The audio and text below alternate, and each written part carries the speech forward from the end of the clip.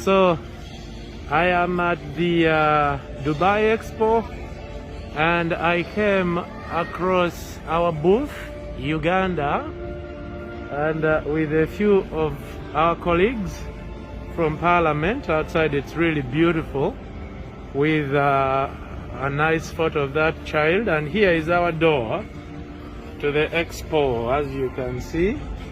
And now, when you come in, you've now walked into Uganda, actually. But I don't know whether I should say this. We got here, we a few members of Parliament, and we found no one at the reception and no one to guide us. So Honorable Ndugua Robert Migade is now the receptionist.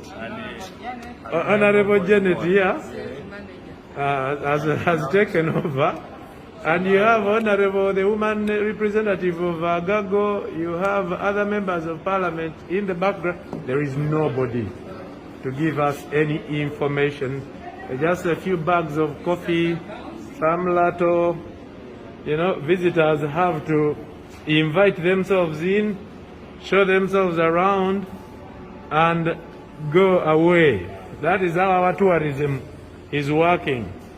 We have a photo of the Bombardier there, and some cards that have some charges. Like, absolutely no guide, Uganda. No one to give information. This is Honorable. Honorable is here, is getting annoyed. Honorable is getting annoyed.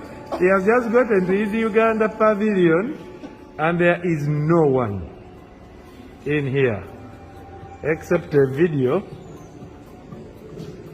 playing and some water.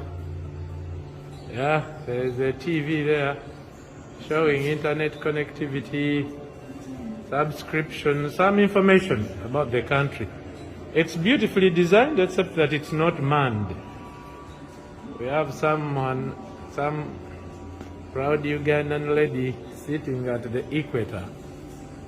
We have carried the equator to this pavilion in Dubai. Yeah, but that's how the cookie crumbles. The Uganda cookie.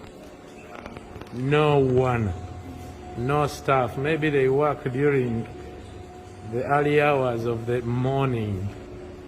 But as of now, it's TVs entertaining people.